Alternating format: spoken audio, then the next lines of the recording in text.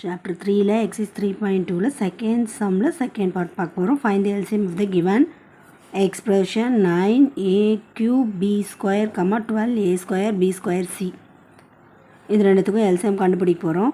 f of x வந்து 9a cube b square, g of x வந்து 12a square b square c.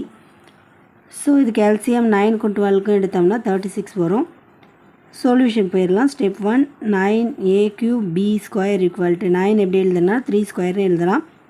3 square into a cube into a square. இந்த இடத்துல எப்படி எழுதுறது LCM கண்டுபிடிக்கிங்க போட்டிருக்கேன். Step 2, 12a square b square c equal to 2 square into 3 into a square into b square into c. அதுக்கும் இங்கே கொடுத்துருக்கேன். Step 3, LCM equal to 2 square into 3 square into a cube into b square into c